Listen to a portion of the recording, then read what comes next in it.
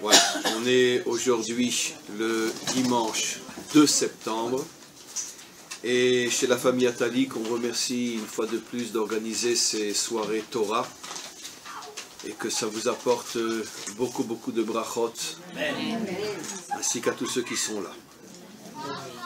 Et le cours de ce soir sera Leilui Nishmat Suzette Rachel Bat Esther Tita, ainsi que Leilui Nishmat Sarah Bat Avraham. Camus Ben Rachel. Ne me transformez pas en rabbin de communauté, je vous en supplie. Juste ce qui a marqué. Après, pour la Refoua Shelema d'Eliaou Ben Frecha, que Hachem lui envoie le bon médecin et le bon traitement. Pour la Refoua Shelema d'Avraham Ben Sultana et pour l'élévation de l'âme de Yosef Yaakov Ben Sultana. Voilà. Yaakov. Ah, bien sûr. Ben Rachel. Israël Ben Yaakov Ben Rachel. Voilà, on va commencer notre cours. Et pour ceux qui sont intéressés, à la fin du cours, j'ai amené quelques livres que je pourrais dédicacer pour ceux qui veulent en prendre. Et quoi qu'il en soit, on est bien sûr à quelques jours de Rosh Hashanah, et le sujet qui a été choisi, c'est Rosh Hashanah, le jour de la création de l'homme, d'après notre tradition. Comme on le sait, Rosh Hashanah n'est pas le jour de la création du monde, qui a commencé le 25 Elul, donc cette semaine.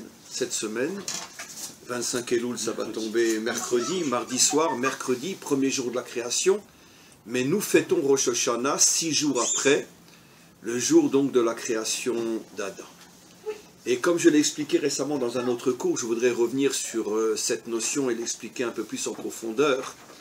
Il y a dans le choix de la création de l'homme, le 6e jour, il y a un choix, une intention et surtout pour nous un message. Finalement, la question que l'on va demander pour introduire ce que je vais expliquer, c'est quelle est la véritable raison pour laquelle l'homme a été créé dans ce monde? Depuis quand, l'expression n'est pas de moi, elle est du Balatania, depuis quand mettons un roi dans une poubelle? Un homme est un roi. Kol bene Israël, bene melachim em.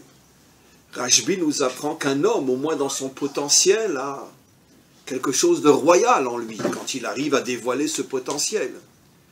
Mais ce monde, c'est vrai que je ne parle pas de Achroma, je ne parle pas de Jérusalem, je ne parle pas d'Israël. Parce que nous ne sommes pas dans une poubelle. Nous sommes véritablement dans un paradis. Mais le monde, au sens large, c'est sûr que c'est un petit peu du n'importe quoi. Pourquoi le maître du monde avait besoin de faire descendre l'âme qui est appelée Chelek Elokam Ima'al, qui est une partie du divin, l'âme qui vient de si haut, qui est si pure, en tout cas avant de descendre dans ce monde, c'est ce qu'on dit tous les matins, Elokai, Neshama, Shenatatabi, Tehorai, maître du monde, l'âme que tu as mis en moi est pure. Pourquoi fallait-il descendre dans ce monde et finalement traverser tout ce que nous traversons? On sait que beaucoup d'hommes et de femmes s'abîment dans ce monde, s'abîment énormément. Quel est le but? Qu'est-ce que le maître du monde gagne de ça? Alors il y a la réponse classique, bien sûr, qui ne sera pas la mienne, celle qu'il faut éviter à tout prix parce qu'elle est stupide, de dire et de répéter depuis des siècles que l'homme est dans ce monde justement pour lutter contre le Yetzer Hara, contre le mauvais penchant, et pour avoir après le mérite de gagner son paradis. Bon, c'est une réponse classique qui n'est pas spécialement juive, qu'en vérité toutes les religions donnent. Et malheureusement, le judaïsme a récupéré aussi cette réponse et ne se rend même pas compte que c'est une explication très chrétienne en vérité qui n'a rien à voir avec les juifs. Et malheureusement, elle s'est introduite très fortement chez nous aussi.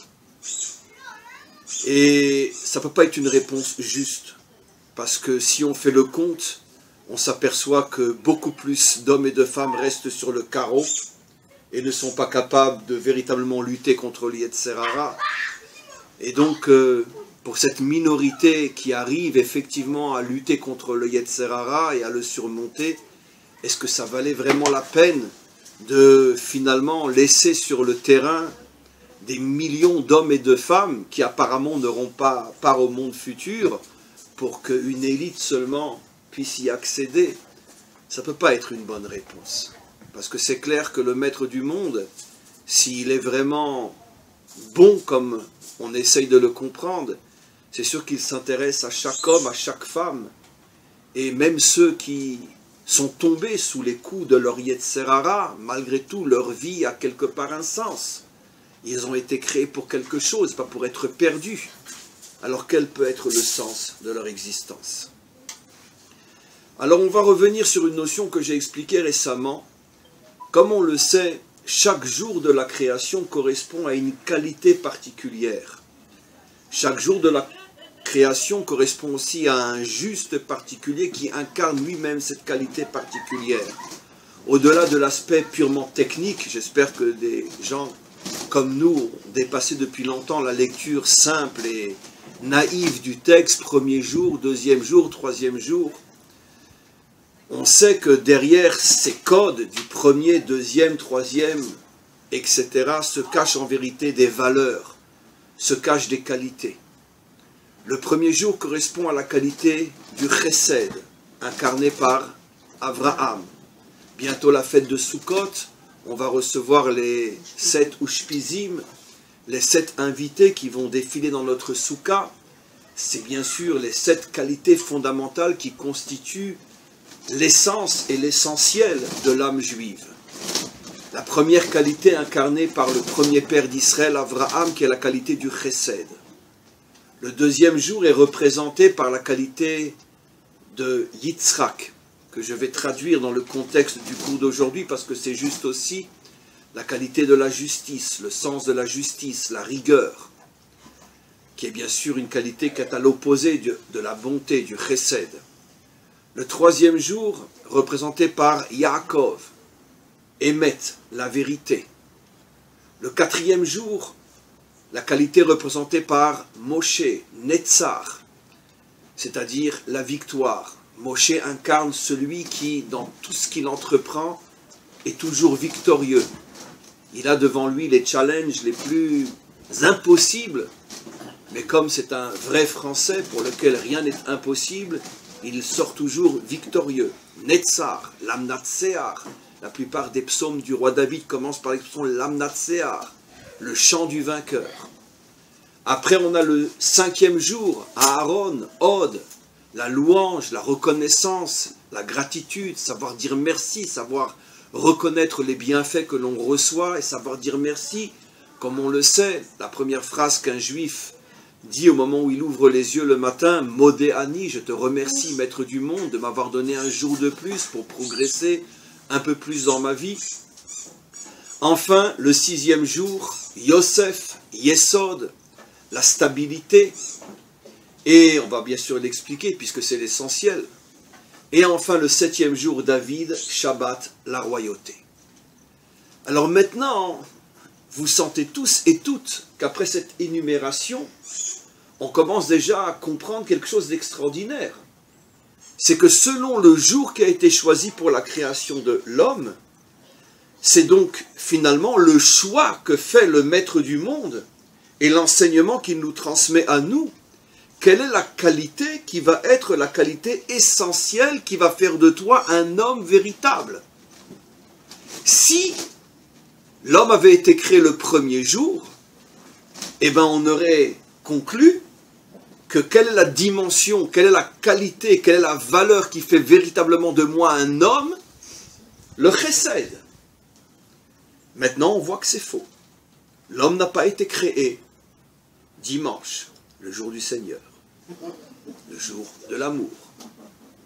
Je dis toujours, c'est pas un hasard s'ils ont pris le dimanche comme jour du Seigneur, puisque c'est une religion qui est fondée sur le principe de la bonté et de l'amour, sur le papier bien sûr. Et donc, si on avait été créé le premier jour, alors effectivement, on aurait compris de là que la qualité essentielle que je dois développer en moi, c'est le chesed. C'est faux, Maintenant, d'un autre côté, je ne peux pas dire que cette qualité n'est pas une composante indispensable de ma nature, puisque le premier père fondateur de la nature d'Israël, effectivement, était Abraham, l'homme du chesed. Mais on n'est pas en train de dire que le chesed n'est pas une qualité indispensable à ma structure nishmatique. On est en train de parler de la qualité essentielle. Donnons un exemple simple dans la vie de tous les jours. Un homme est avocat, père de famille, marié d'abord, père de famille, sportif, de droite ou de gauche, et il est juif. J'ai cité plusieurs choses. Si je vous demande quelle est la chose la plus essentielle, on peut avoir des marloquettes entre nous. Quelle est la chose la plus essentielle? Il est avocat, il est marié, il est père de famille, il est sportif et il est juif. Quelle est la chose la plus essentielle? Il aime sa mère. Comment? Il aime sa Il mère. aime sa, ça c'est s'il est tunisien ou polonais. Il aime sa mère. S'il est tunisien ou polonais. Et si c'est un juif normal. C'est sa mère qui l'aime. Ben, moi je dirais que la chose essentielle qui touche l'essence de mon essence, c'est que je suis juif. La preuve, c'est que si on me contraint à renoncer à mon métier d'avocat, je ne vais pas m'écrouler. Ça va être dur sur le moment, mais je m'en remettrai. Ainsi de suite dans tous les autres domaines, lo alenu, toute autre épreuve, si un homme est veuf ou s'il perd ses enfants, que Dieu préserve, il est censé pouvoir assumer et tenir le coup. Mais si un non-juif me menace et me dit « renonce à ta religion ou je te tue », qu'est-ce que je lui réponds? « Va te faire outre, je préfère crever que de changer de religion ». Ça veut dire que la seule chose pour laquelle je dois être prêt à donner ma vie, il est hors de question que je survive à ce renoncement, c'est mon identité juive. Ce qui prouve bien, d'après la halakha, que ça, c'est quelque chose qu'on ne peut pas m'enlever. Parce que c'est moi. Le métier d'avocat, c'est pas moi. Sportif, c'est pas moi. Mais ça, c'est moi. Et donc on ne peut pas me l'enlever. L'enlever, je préfère mourir. Mieux vaut mourir juif que vivre non juif. C'est le fondement même de l'identité juive authentique. Et donc, de la même manière, c'est clair que le chesed fait partie d'une manière intégrante de notre personnalité. Mais contrairement à quantité de juifs qui s'imaginent que s'ils sont des juifs qui ont un grand cœur, qui font beaucoup de bien, des grands donateurs, etc., ça y est, ils ont accompli le summum de leur vie en tant que juifs, non. C'est pas le message que la Torah nous transmet. Sinon, l'homme aurait été créé le dimanche. Le sens de la justice, non plus. C'est une qualité qui fait partie intégrante de notre nature en tant que juif, mais on ne peut pas dire que c'est le pourquoi de ma venue sur terre. La preuve, c'est que l'homme n'a pas été créé le lundi. La vérité, mieux vaut la congeler. Parce qu'au nom de la vérité, qu'est-ce qu'on n'a pas fait comme massacre sur terre? La vérité. Nos maîtres, bien sûr, aiment la vérité, mais ils sont prêts à dire que pour avoir le shalom bayit, pour avoir la paix entre un homme et sa femme, mieux vaut mentir, d'accord, que de dire la vérité. Ma chérie, où t'étais? Elle vient de s'acheter une bague ou une montre qui vaut très cher. Rien, j'ai été voir maman. Parce que si elle dit d'où elle vient et combien qu'elle a dépensé, il risque d'avoir de gros problèmes à la maison. Donc viens, j'ai été voir maman. Ah, elle va bien, maman? Très bien. Ça veut dire, évidemment, c'est stupide ce que je dis, mais nos maîtres nous disent qu'il y a des situations où tu sacrifies la vérité, il y a des valeurs qui sont plus importantes que la vérité. Comme le shalom. C'est plus important que la vérité. Donc, la vérité, c'est sûr, c'est une composante incontournable de notre nature. Mais ce n'est pas le pourquoi de ma vie. Gagner. Ah, évidemment, vous connaissez un juif qui n'aime pas gagner, dans tous les sens du terme. Mais il faut savoir aussi perdre. Tu dois savoir aussi, parfois, perdre. Perdre dans tous les domaines. Je ne parle pas que dans le domaine financier. Perdre. Être vaincu. Accepter et continuer. Et ne pas tomber. Parce que gagner est une composante importante de la nature d'un homme authentique. Mais d'un autre côté, tu ne peux pas toujours gagner. Il faut savoir aussi perdre et continuer et vivre comme un perdant. La louange, c'est sûr que c'est quelque chose de très très important. Mais là aussi, on n'a pas été créé le 5e jour. On a été créé le 6e jour. La qualité de Yosef, Yesod. Alors on va expliquer ça d'une manière très simple et après on va rentrer plus dans les détails. Attention, là on touche au véritable pourquoi de la création. C'est-à-dire qu'après ce cours, vous saurez pourquoi nous existons et dans quel domaine on doit donner le meilleur de nous-mêmes. C'est le test, le pourquoi tu es sur terre. Yesod. C'est quoi les Yesodot traduits en français? Les fondations. Pourquoi fait-on des fondations? Aujourd'hui, vous savez que d'après les nouvelles normes, depuis 5 ou 6 ans, tout nouvel immeuble qui est construit en Israël, les fondations doivent être selon les normes d'un tremblement de terre. Mais même sans ça, les fondations sont là pour assurer que la maison ne s'écroule pas. Traduit dans un langage qui est celui du cours, un homme construit énormément de choses dans sa vie. Altikre Banaïr est là, Bonaïr. Le maître du monde dit à chacun d'entre nous, si tu veux être considéré comme étant mon fils, alors montre-moi ce que tu as construit sur terre.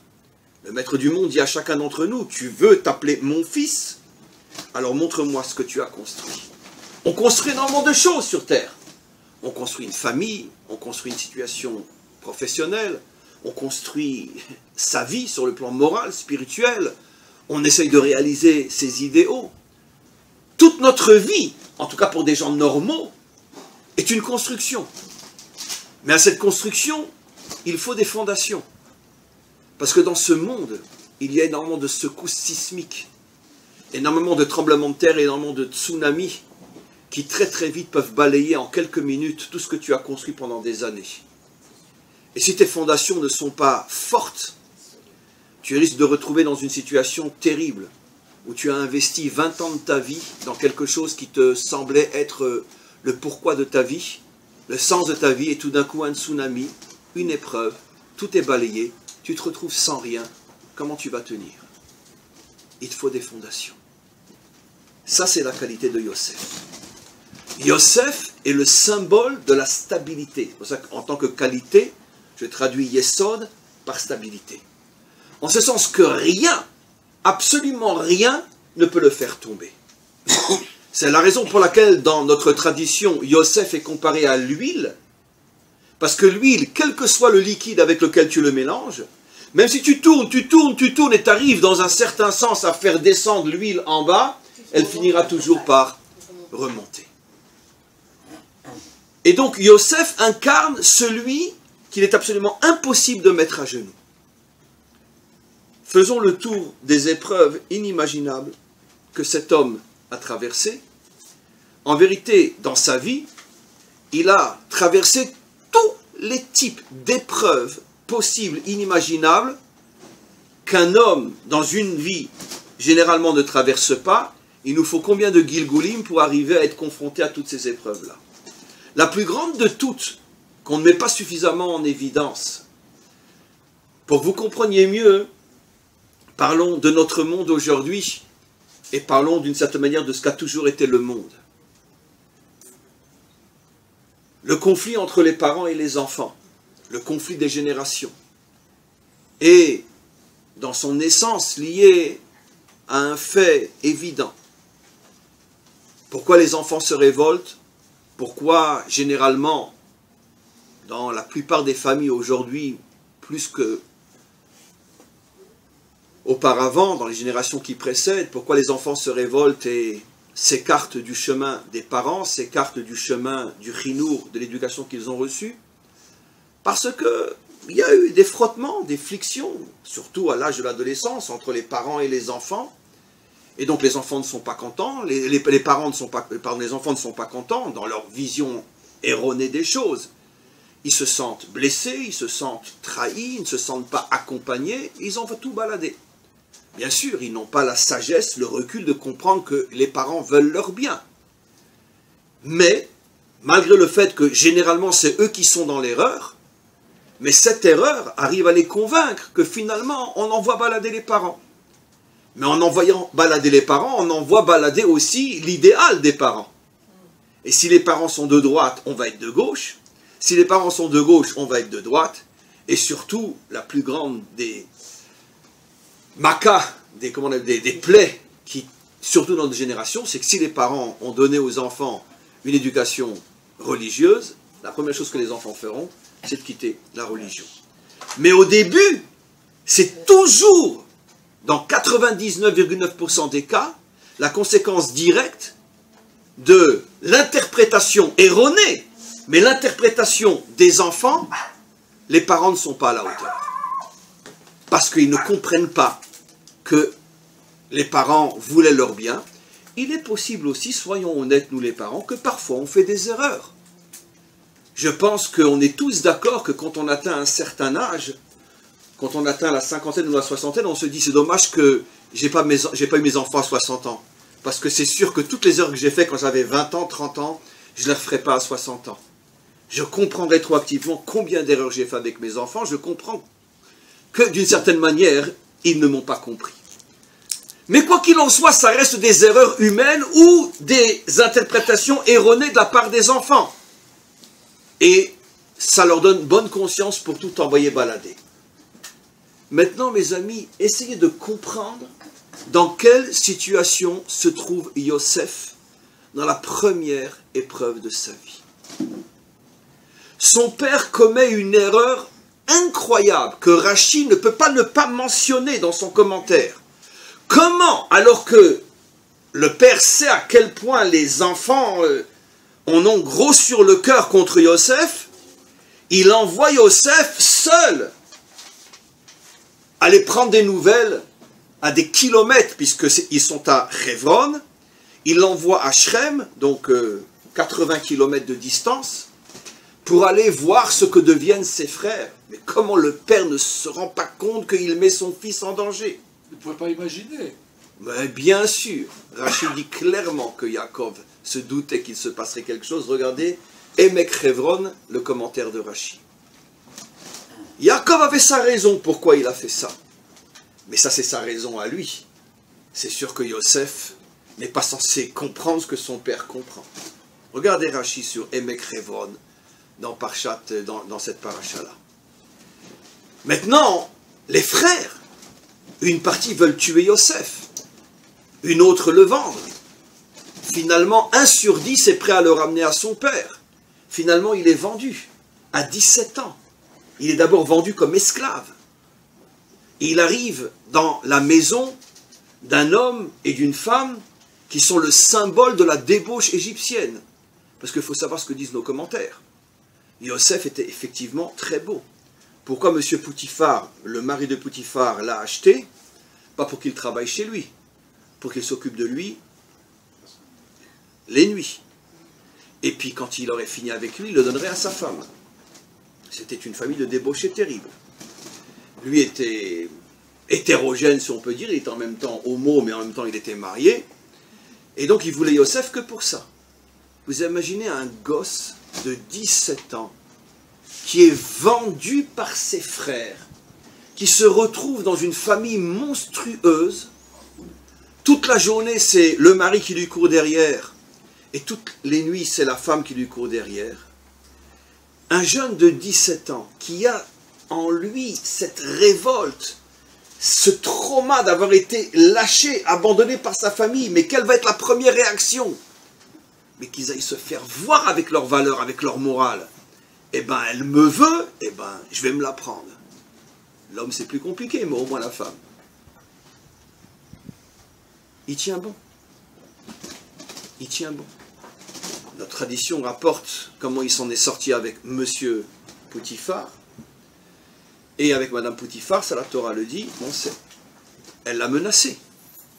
t'acceptes pas, je te mets 10 ans en prison. Je vous garantis que Dieu nous protège.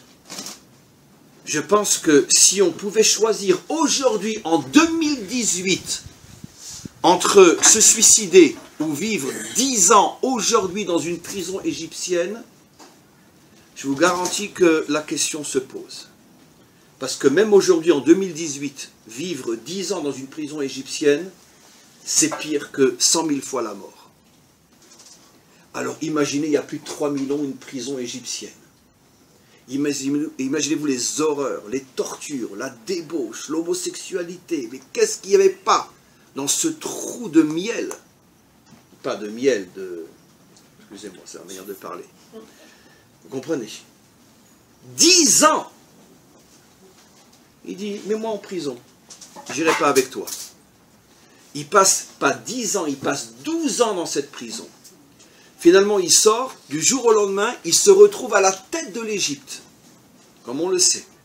Ce qui veut dire à la tête d'un système politique économique dont le symbole suprême, c'est bien sûr la corruption, la débauche, et tout ce qu'il y a de pire. Vous imaginez comment le système égyptien pharaonique fonctionne à l'époque, et c'est lui qui doit diriger ça. Mais déjà depuis le départ, il aurait pu dire, si ma famille m'a fait ça, j'ai 1 million d'excuses pour tout envoyer balader. Après, en se retrouvant dans la famille de Potiphar, j'ai 100 millions de raisons. Se retrouvant 12 ans en prison, j'ai 1 milliard de raisons. Se retrouvant à la tête de l'Égypte, Belet Brera, tous les jours on lui propose des pots de vin, de la corruption, des femmes, des ci, des ça. Nos maîtres nous disent clairement qu'à chaque fois qu'il sortait dans la rue, toutes les filles de l'Égypte étaient sur leur balcon, lui jetaient des liasses d'argent et lui criaient « Viens chez moi ». Ben oui, il était puissant, il était beau, il était... Et il est resté Yosef Hatzadik. Yosef le juste. Ça veut dire qu'il a été éprouvé par toutes les épreuves possibles et inimaginables. Le trauma, ses parents. La débauche, les épreuves sexuelles, le désespoir, la tristesse, la prison, le pouvoir, la force, la corruption. On a fait le tour de toutes les épreuves possibles et inimaginables qu'un homme puisse traverser sur terre. Il est resté Yosef Hatzadik. Il n'est jamais tombé. Stable.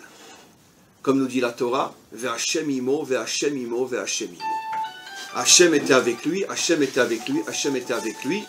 Mais pour que Hachem soit avec lui, il faut que ce soit lui qui veuille bien sûr que Hachem soit avec lui. Il n'est jamais tombé. Pourquoi l'homme a été créé Yom Shishi, selon la Mida de Yosef, pour nous faire comprendre la chose suivante. Combien d'hommes et de femmes sur terre ont un cœur ouvert comme l'océan et sont vraiment de vrais Baal Chesed? Combien d'hommes et de femmes sur terre ont un sens de la justice et véritablement essayent de vivre de la manière la plus juste possible? Combien d'hommes sont animés par le sentiment de vérité et essayent véritablement de vivre d'une manière authentique et vraie? Combien d'hommes et de femmes ont la mida de Moshe, de Aaron? Bekitsour, combien d'hommes construisent effectivement dans leur vie des choses extraordinaires? Malheureusement, le problème c'est que cette construction, elle tient tant que le vent est un vent doux et agréable. Mais dès qu'arrive la première tempête, paf! Tu es tellement pris au dépourvu, tu es tellement déstabilisé, que toute ta maison, elle s'écroule. Il ne reste rien. Et c'est ce qu'on voit tous les jours, tous les jours, tous les jours. Combien de personnes qui étaient des gens extraordinaires ont eu une grave épreuve dans leur vie, ils s'effondrent complètement. Et puis même s'ils se relèvent, ils resteront des gens, monsieur tout le monde, alors qu'avant l'épreuve, c'était monsieur exceptionnel, et après l'épreuve, c'est monsieur tout le monde. Ils ne se sont pas relevés. Il leur manquait le Yesod, il leur manquait Yosef. Ça va beaucoup plus loin ce que j'explique. Dire que l'homme a été créé le 6e jour, c'est dire qu'en vérité l'homme n'est descendu dans ce monde que pour être testé face à l'épreuve. Vous vous rendez compte, mes amis, à quel point ce qu'on est en train de dire est à l'absolu extrême contraire, plus, mieux, très beaucoup, de l'approche occidentale de l'existence. Dans le monde occidental, et d'une manière générale dans le monde en général, mais surtout dans le monde occidental dans lequel nous avons grandi, etc., on est toujours en train de chercher à améliorer le confort, la réussite, le bien-être, etc., etc. Essayer justement de faciliter la vie de chacun d'entre nous par la technologie, par tout ce que le monde moderne nous apporte. Et voilà que la Torah, comprise d'une manière authentique, nous dit « Sache que tu n'es descendu dans ce monde que, et uniquement que, pour être éprouvé. » Parce que c'est là le test qui va justifier toute ta descente sur terre. D'après ce qu'on dit, quelle est la pire des choses qui pourrait arriver à un homme sur terre? La pire des choses, eh bien, traverser une vie de réussite totale, du début jusqu'à la fin, dans tous les domaines. Et d'arriver à 120 ans en disant « Merci mon Dieu, quelle vie extraordinaire j'ai eue ». Je rajoute, et là tenez-vous bien. Je ne parle pas bien sûr de quelqu'un qui arriverait à l'âge de 120 ans avec un sourire béant hollywoodien parce qu'il a traversé une vie sans la moindre épreuve, mais d'un autre côté, il n'a rien construit, il n'a fait que profiter de la vie. Ça, j'en parle même pas. Je vais beaucoup plus loin que ça. Imaginez-vous un homme qui traverse une vie sans la moindre épreuve, mais qui ne s'est pas contenté uniquement de jouir et de profiter de la vie de manière égoïste. Il a été un Baal Chesed, il a été un Baal Tzedek, il a été un Baal Emet, il a été un Menatsear, il a eu la Mida de Hod, il a construit des valeurs et des qualités, mais il n'a jamais été éprouvé.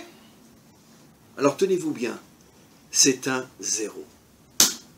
Zéro. Il n'a rien fait de sa vie. Maintenant, ce que j'ai dit, mes amis, c'est théorique. Parce que si c'est vraiment un homme bien, Hachem ne laissera pas traverser sa vie sans épreuve. Ce que je dis, c'est théorique, mais c'est impossible. Ça ne peut pas exister. Parce que si c'est vraiment un homme qui ne profite pas du bien-être et des bienfaits que Hachem lui donne, et qui comprend que s'il a des forces, de la santé, de l'argent, il doit en profiter pour faire du bien, alors Hachem va lui dire « Ouh, toi tu es dans le bon chemin, je vais t'envoyer un tremblement de terre, tiens-toi bien, ça va vraiment, vraiment frapper fort. Merci mon Dieu, je suis prêt. » Ça s'appelle être maso.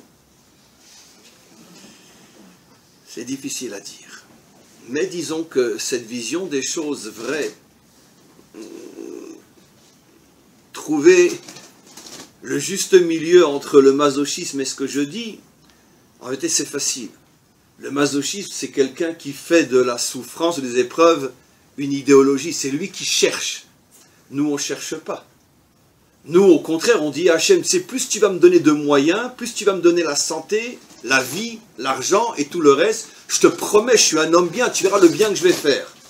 Donc au contraire, je ne cherche pas les épreuves.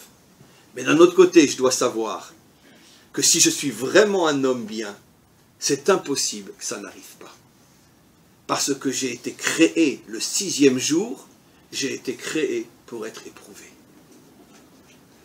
Voilà la première leçon que l'on doit comprendre de ça. De là, avant de passer à la deuxième partie du cours, on peut déjà comprendre quelque chose d'extraordinaire, sur le plan individuel et sur le plan collectif, et commençons par le collectif. Jusqu'à aujourd'hui, comme on le sait, combien de non-juifs et les nations en général continuent à se tromper sur le sort d'Israël et de son histoire en disant un peuple auquel il est arrivé tant de malheurs, c'est bien la preuve que Dieu les a abandonnés parce qu'ils n'ont pas fait il y a 2000 ans le choix qu'ils auraient dû faire. Évidemment, il n'y a qu'un occidental qui puisse dire une bêtise pareille. Mais après un cours pareil, on comprend que c'est tout le contraire qui est vrai. Pourquoi le peuple juif est un peuple qui a tellement enduré dans son existence? Parce que le peuple juif est le symbole du 6e jour, de celui qui est sur terre pour être éprouvé. Et d'ailleurs, c'est ce que révèle Rabbi Shimon Bar Yochai, en nous disant « Atem kruyim Adam, ve'enu mot ha'olam kruyim Adam ». La seule nation qui peut dire qu'elle est Adam, c'est Israël. Les 70 autres nations, en tant que nation je parle, ne peuvent pas dire qu'elles sont Adam. Pourquoi?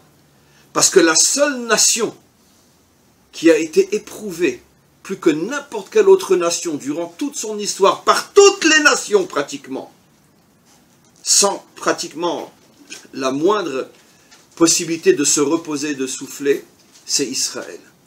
Pourquoi Rashbi nous dit « Vous êtes Adam » Parce que vous avez bien compris le message de la création de Adam le 6e jour. Vous n'avez pas envoyé le bon Dieu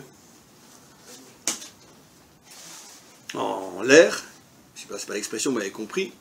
Vous ne lui avez pas dit « On ne veut plus de toi ». Malgré toutes les épreuves, regardez ce qui se passe aujourd'hui. Le peuple juif revient sur sa terre après des millénaires. En 1945, on ouvre les portes de Auschwitz. En 1948, on danse dans les rues de Tel Aviv pour fêter la naissance, la renaissance d'Israël sur sa terre. Normalement, surtout qu'à cette époque-là, 8 danseurs sur 10 dans les rues de Tel Aviv ont un numéro sur le bras. Normalement, un peuple qui vient à peine de sortir d'Auschwitz, qui dès qu'ils sortent du bateau, on leur donne un fusil parce que on est déjà dans les guerres de l'indépendance. Un peuple qui a laissé derrière lui femmes, enfants, tout. Il a vraiment envie de se reconstruire en tant que peuple juif sur sa terre. C'est vrai que d'ailleurs, ça a été le cas. Énormément de juifs ont changé de nom. Je rappelle toujours cette histoire extraordinaire. Mon père, Zichrono Lebracha, pendant des années, avait un médecin qui s'appelait Monsieur de la Roquebrune. Roquebrune, tenez-vous bien. Roquebrune. En plus, c'était, à l'époque, on habitait dans le Midi, à Antibes. Donc ça fait très Midi. Et puis quand on a quitté le Midi, mon père va faire ses adieux à son médecin. Et il lui dit, « Monsieur Dinovitch, je vais vous avouer quelque chose. Vous savez que je suis juif ?» Mon père, très franc, lui dit, « Vous en avez ni la tête, ni le nom. » Surtout avec un nom pareil, Monsieur Roquebrune lui dit, « Mais Roquebrune, c'est Bornstein. » Bornstein. Stein, la pierre, Bornstein, Brune. J'ai francisé mon nom, Bornstein, je suis devenu la Roquebrune. Ça veut dire qu'il avait complètement changé son nom, Monsieur Bornstein. On en connaît des Bornstein. Roquebrune. Donc évidemment, il y a des milliers, plus encore de juifs que, même toujours dans ma propre famille, après le trauma de la Shoah, peu importe, bon, je peux le dire, c'est pas grave. Une des sœurs de mon père qui s'en est sortie aussi, est partie aux États-Unis. Bon, elle a eu une famille, mais elle aussi, elle a changé de nom, et elle n'a jamais dit à ses enfants qu'ils étaient juifs. Elle s'est mariée avec un juif, de toute façon, bon, ne serait-ce qu'elle, elle est juive, donc. Mais c'est avec un juif, mais personne ne savait qu'ils étaient juifs. C'est mes parents qui ont appris à mes cousins germains, à l'âge de 18 ans, qu'ils étaient juifs. Ils ne savaient pas. Et d'ailleurs, je ne vous dis pas l'engueulade qui a suivi après. Comment vous avez osé dire à nos enfants qu'ils étaient juifs? Mais c'est sûr qu'il y a eu. Mais ça, c'est des cas, même si ce sont des milliers, c'est des cas particuliers. Le peuple juif ne s'est pas perdu. Il s'est immédiatement reconstruit. Et aujourd'hui, on vit déjà depuis de nombreuses années une génération où jamais dans toute l'histoire de notre peuple, il y a eu autant de Chosrim Betshuva, autant de juifs qui reviennent à la tradition, qui reviennent à la Torah. C'est quelque chose d'inimaginable, ce qui se passe dans ce pays aujourd'hui. Ce retour au moins à l'identité juive, après chacun comment qu'il est, plus ou moins par rapport à l'accomplissement des mitzvot. Mais cette fierté de se reconnaître juif, et juif selon le sens thoraïque du terme bien sûr, même si c'est que d'une manière très globale. Et donc, c'est bien la preuve que le peuple juif a mérité, comme le dit Rashbi, d'être appelé Adam, c'est-à-dire il a bien mérité d'être appelé Adam parce qu'il porte en lui la qualité du 6e jour. Malgré tout ce qu'il a traversé, il n'a jamais renoncé. Et donc sur le plan individuel aussi, chacun d'entre nous, c'est la conclusion, doit comprendre qu'il faut arrêter une fois pour toutes. Et il n'est jamais trop tard, même si on a déjà 60 ans, 70 ans, peu importe. Jusqu'au dernier jour de sa vie, on peut faire encore teshuva. Et puisqu'on est au mois d'Elul, on doit comprendre que la vraie teshuva, c'est de comprendre au plus profond de soi que si je suis éprouvé, si on m'a pris ce que j'avais, si on ne m'a pas donné ce que j'aurais dû recevoir, c'est en vérité, c'est dur de le dire, mais c'est en vérité un cadeau inimaginable que le Maître du monde nous fait pour donner un sens à notre vie sur terre, étant des hommes créés le 6e jour. Et donc on doit arrêter de se plaindre, on doit arrêter de pleurnicher, on doit arrêter de dire pourquoi lui il a et moi j'ai pas, pourquoi il a reçu et moi j'ai pas, pourquoi lui on lui a pas pris et moi on m'a pris. Qu'on arrête une fois pour toutes.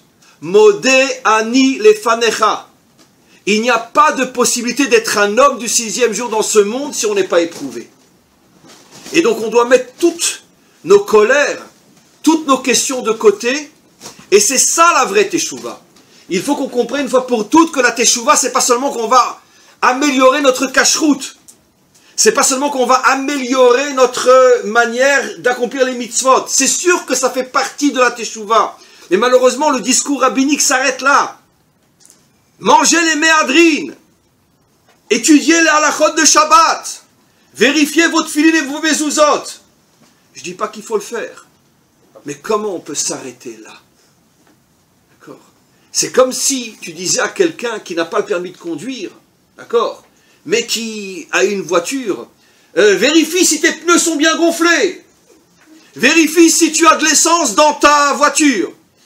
Mais idiot, j'ai pas encore le permis. Ça va me servir à quoi d'avoir des pneus gonflés? J'ai pas le permis, de toute façon, je peux rien faire avec ma voiture. Voilà, exactement ce qu'il faut comprendre. Faire teshuva, c'est être dur comme le roc, comme le dit le roi David dans tous les psaumes. Hachem tsouri. Hachem, tu es pour moi mon roc. C'est-à-dire que tu as fait de moi un roc. Tu m'aides à être un roc. Et faire teshuva véritablement, quand c'est qu'un homme peut savoir qu'il a fait teshuva, quand il arrête de se plaindre et quand il arrête de dire pourquoi l'autre a eu et moi j'ai pas eu, pourquoi. De vivre avec tes manques, de vivre avec tes difficultés, de vivre avec ces choses que tu aurais voulu avoir et que tu n'as pas eu, de vivre avec ces choses que tu aurais voulu garder et que tu n'as pas pu garder, de vivre avec tout ce qui t'est arrivé dans ta vie et de dire « Je suis l'homme du 6e jour, Nekuda ». Un point, c'est tout. Et je continue. Ça, c'est la véritable teshuva. Un homme peut manger ultra orthodoxe. Il peut avoir les tefilines les plus cachères du monde. Il peut connaître la halachot de Shabbat par cœur. Mais dès qu'on lui fout une claque, il va dire « Oh !» Ou bien il va le garder dans son cœur, le « mais il n'en pensera pas moins. Il n'a jamais commencé à faire teshuva. Jamais commencé à faire teshuva. La teshuva, c'est la joie dans le cœur, la certitude que tout ce que Hachem nous fait, c'est pour notre bien absolu, même et surtout si on ne le comprend pas. C'est là et uniquement là le test de la teshuva. Ce sont des choses apparemment simples, mais croyez-moi, des centaines de gilgulim pour arriver à devenir un homme ou une femme comme ça. C'est pas évident. Surtout nous qui sommes victimes de toute l'éducation occidentale qu'on a reçue, qui nous enseigne exactement et absolument le contraire. Je vais passer maintenant à la deuxième partie du cours, qui est très très importante elle aussi. Sur l'histoire de Yosef, on a lu dans la paracha de la semaine dernière, c'est une deuxième partie qui va bien sûr compléter la première, mais qui est plus large et qui est plus au niveau de notre nation et de notre reconstruction sur notre terre. On a lu Parashat Kitavo la semaine dernière que lorsqu'on apportait les bikurim, donc les prémices des premiers fruits au temple, on avait tout un noussar, tout un rituel qu'on devait lire, et l'une des phrases qu'on lisait à ce moment-là, c'est de rappeler que Arami Aved Avi. Oved Avi, que l'araméen, qui est comme on le sait dans la Torah, Lavan, a voulu détruire mon père. Mon père, c'est Yaakov. Si ce n'était le maître du monde qui a protégé Yaakov, Lavan a presque réussi à détruire finalement le poussin dans la coquille. De détruire Yaakov avant même de donner naissance aux 12 tribus d'Israël. Et Rashi, sur place, nous rapporte que c'est la raison pour laquelle nous disons dans la Haggadah que Lavan bikesh la akor et akol, que Lavan a voulu tout détruire. Nous le disons depuis des millénaires, tous les soirs du Seder. Quelqu'un d'entre vous s'est déjà posé la question évidente, en quoi il a voulu tout détruire? Pourquoi lui plus que Amalek, plus que Pharaon, plus que Bilham, plus que Balak, plus que Esav, plus que Ishmaël? Où on voit, bon, c'était un homme malhonnête, roublard, menteur, tricheur. Mais pourquoi? C'est sur Lavan que l'on dit Bikesh la akor et akol, qu'il a voulu tout détruire. Tout détruire. D'accord, c'est vrai, mais où on le voit? Alors évidemment, il n'y a que les maîtres des secrets qui sont capables de répondre à une question pareille, qui donnent une réponse fabuleuse. Vous savez quand et comment et de quelle manière Lavan, d'une certaine manière, a presque tout détruit, et jusqu'à aujourd'hui, nous vivons les conséquences malheureuses de son action extrêmement pensée, qui a eu des répercussions et des conséquences durant toute l'histoire, le fait d'avoir mis Léa avant Rachel. Bon. Au premier niveau, quand on se rappelle l'histoire qu'il a mis Léa avant Rachel, bon, merci beaucoup, on va dire, bon, ben c'est un roublard, c'est un profiteur, il a voulu faire du pognon pour que Yaakov travaille 7 ans de plus, 14 au lieu de 7. Bon, un homme cupide, un homme menteur, un homme roublard, mais de là à dire qu'il a voulu tout détruire, et c'est lui qu'on cite comme le modèle de la volonté de détruire Israël, plus que tous les autres que j'ai cités.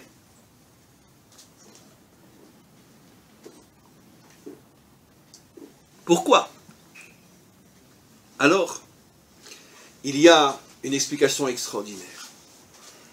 Léa, comme on le sait, va donner naissance à Yehuda, duquel va sortir le Mashiach. Rachel va donner naissance à Yosef. Qu'est-ce que cela signifie? Comme vous le savez, selon notre tradition, rapportée des dizaines de fois dans le Zohar et dans d'autres endroits, le processus de la délivrance doit se faire en 2 temps, 2 étapes. D'abord Mashiach ben Yosef, après Mashiach ben David. Le fait, Lavan, disent nos maîtres, était, oui, on peut le dire, un prophète dans le mal, un sage, un chacham dans le mal, c'est-à-dire il avait une compréhension très très très profonde des choses, mais dans le mal, pour mal l'utiliser.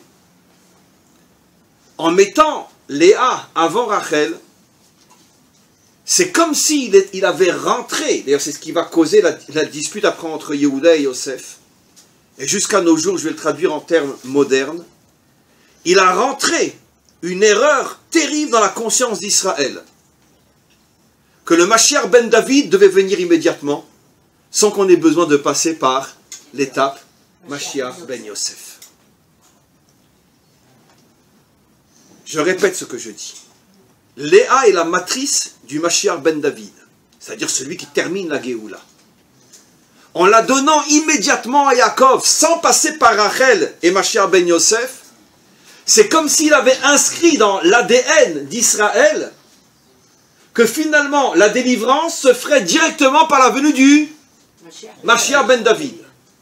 On n'aurait pas besoin de passer par toute l'étape Mashiach ben Yosef. Quelle est la différence entre Mashiach ben Yosef et Mashiach ben David? On le sait.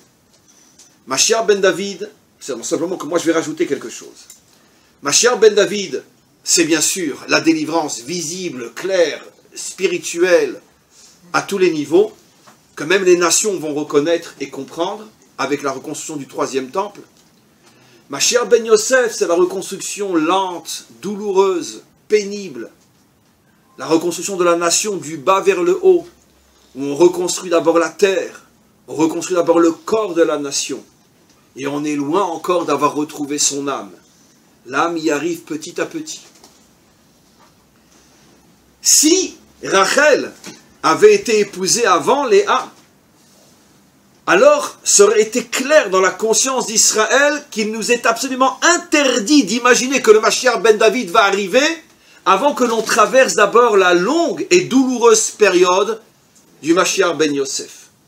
Pourquoi longue et douloureuse période? Parce que la vie de Yosef est une vie de douleur, une vie de trahison, une vie de déception, une vie où les épreuves, comme je l'expliquais, sont des épreuves de débauche, de corruption, des épreuves de prison, des tentatives de meurtre. Potiphar a essayé aussi de le tuer, combien de fois en prison, etc., etc. Et malgré tout, Yosef continue, ne se désespère pas jusqu'à ce que finalement, il arrive à s'en sortir. C'est exactement la période que nous vivons depuis des décennies, bien que j'expliquais dans un autre cours que cette période-là s'est achevée il y a quelque temps, mais peu importe, sans entrer dans les détails, mais c'est la période que nous vivons depuis Herzl, depuis que les Juifs ont commencé à revenir sur leur terre, fin du 19e siècle, début du 20e siècle, où le processus est d'abord un processus de reconstruction matérielle, qui est traversé par des épreuves terribles. C'est précisément au moment où les Juifs commencent à revenir sur leur terre, fin du 19e siècle, début du 20e siècle, que les plus terribles épreuves vont s'abattre sur nous, plus que pendant des millénaires d'histoire. En 5 ans seulement, presque 10 millions de Juifs morts pendant la Shoah. Ah, vous me dites pas, mais non, 6. Vous connaissez l'histoire. Tous les chercheurs de Yad Vashem savent qu'il y a eu presque 10 millions de morts juifs pendant la Shoah.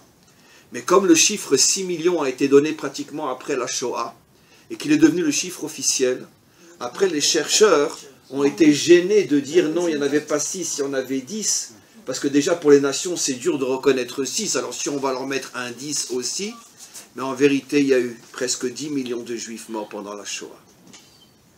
Ça veut dire plus que pendant 2000 ans de l'exil d'Édom, malgré l'Inquisition, malgré les Cosaques et malgré tout le reste. Malgré les pogroms et malgré le dimanche matin et le jour de Noël et le jour de Pâques, où c'était les grands jours de pogrom. On n'est pas arrivé pendant 2000 ans à 10 millions d'hommes et de femmes. Et seulement en 4 ans, en 5 ans. Donc, une période d'épreuve terrible au niveau de la souffrance, aussi au niveau de toutes les autres tentations. La débauche, combien de juifs s'assimilent et partent et se perdent dans la débauche, dans la corruption, dans des tas de choses qui font que c'est très très difficile finalement d'imaginer qu'on est dans un processus de délivrance qui s'appelle Mashiach ben Yosef. Mais regarde, comme je le disais pendant le live cet après-midi sur la tombe, du Rav Kook, que les premiers reconstructeurs de notre terre labouraient les terres d'Israël le Shabbat. Et la plupart d'entre eux à Yom Kippour aussi, avec un bon sandwich dans la main. Comment imaginer que c'est la période du Mashiach ben Yosef? Et surtout, quand on vient de traverser la Shoah, c'est ça la vie de Yosef. C'est plus facile, bien sûr, comme disait notre maître dans ce domaine uniquement, Marx, la religion est l'opium des peuples. C'est plus facile de rechercher une délivrance tout de suite angélique, avec un Mashiach habillé de blanc, auréolé, qui descend sur son cheval ailé, et qui dit « Mes enfants, montez sur mon cheval, je vous ramène à Jérusalem, et le 3e temple va descendre directement du ciel. » Très bien. Malheureusement, quand l'époque du Mashiach ben Yosef a commencé, des millions de Juifs n'y ont pas cru. Et pas seulement des millions de Juifs qui à leur tête avaient aussi comme leaders spirituels de très très grands maîtres de la Torah, qui eux non plus n'y croyaient pas. Et jusqu'à aujourd'hui, les choses se sont énormément atténuées, mais il y a toujours dans l'air plus ou moins cette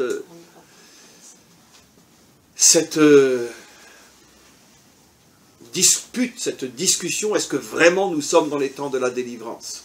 La preuve, dans quantité de synagogues aujourd'hui encore, on ne fête pas Yom Ha'atzmaut, etc., etc. Et si on pouvait ne pas s'arrêter lorsqu'il y a la sirène, même le jour Yom HaZikaron, peut-être qu'on continuerait à marcher comme si de rien n'était. Ça veut dire que la marloquette s'est énormément atténuée, mais elle existe toujours. D'où cela provient-il? Tout ça, c'est la conséquence de ce que Lavan a fait. Lavan, en mettant Léa avant Rachel, a rentré dans le subconscient d'Israël que la délivrance se ferait directement par Mashiach ben David. Et quand est arrivé Herzl, les Juifs ont dit, quoi, c'est ce plouc qui va nous délivrer? Mais c'est un Autrichien, ça, il n'a pas la tête d'un Juif. C'est quoi ça? Pas possible. Et donc ils sont restés à attendre. Non, non, le Mashiach ben David va arriver. Seulement, c'est pas Mashiach ben David qui est arrivé, c'est Hitler. Et Hitler a dit, mais tous ceux qui sont restés, allez, dans les fours. Mais oui. Mais oui. Et donc, quand nos maîtres nous disent que Lavan a voulu tout détruire, ils font aussi allusion à la Shoah,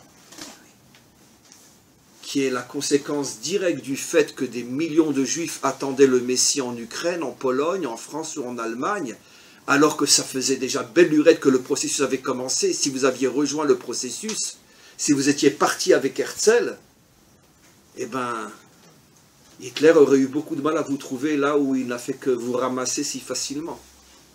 Parce que toutes les communautés étaient présentes et attendaient le Mashiach ben David. Jusqu'à aujourd'hui, nombreux sont les Juifs, heureusement pour eux, à Miami, à Los Angeles, à Manhattan, qui attendent le Mashiach ben David. Que Dieu les protège. Parce que l'histoire du Mashiach ben Yosef, malheureusement, risque de se répéter encore une fois. Parce que c'est incontournable. Pour mériter le Mashiach ben David, on doit passer par Mashiach ben Yosef, qui signifie la reconstruction lente, pénible et douloureuse d'Israël, avant de mériter le dévoilement clair, lumineux du Mashiach ben David. Et donc là aussi, c'est pour nous renforcer et comprendre. Tout à l'heure, dans la première partie du cours, j'ai parlé plus de la teshuva individuelle, notre relation face à l'épreuve, et maintenant je parlerai plus de la teshuva collective. Comprendre que nous sommes une génération bénie, une génération choisie vraiment. On peut se demander pourquoi, parce que quand on se regarde, on se dit en quoi j'ai l'air mieux que les générations précédentes, mais peu importe. Quand je me vois dans la glace, je ne vois que mon visage. Mais peut-être que mon âme est beaucoup plus grande que je l'imagine. Et c'est pour ça que cette génération a été choisie pour être ici, en Israël, dans cette période tellement extraordinaire de la renaissance et de la reconstruction de notre nation sur sa terre. Et je rajouterai que faire teshuva, et quel que soit notre âge, et je dirais plus encore, que précisément si on est moins jeune, ce que je vais dire peut-être nous concerne plus, parce qu'on a plus de temps aussi. On n'a pas le travail, on n'a pas les enfants à la maison, on a plus de temps libre. Faire teshuva aujourd'hui signifie la chose suivante, au niveau de la dimension collective. Qu'est-ce que tu fais pour ton peuple ici sur sa terre? Qu'est-ce que tu fais? Dis-moi. Tu es bénévole dans une association? Tu es quelque part où vraiment tu es torem, tu aides à la reconstruction de ton peuple? Qu'est-ce que tu fais pour ton peuple ici en Israël? Ça, c'est la dimension collective. Seulement à partir du moment où on a compris que si j'ai été choisi pour vivre dans cette génération, Mashiach ben Yosef, c'est pour apporter quelque chose à mon peuple qui se reconstruit sur sa terre, et que je le fais réellement, je consacre 1 heure, 2 heures, 3 heures, une demi-heure, peu importe, mais je consacre un temps qui n'est pas pour moi, ni ma femme, ni mes enfants.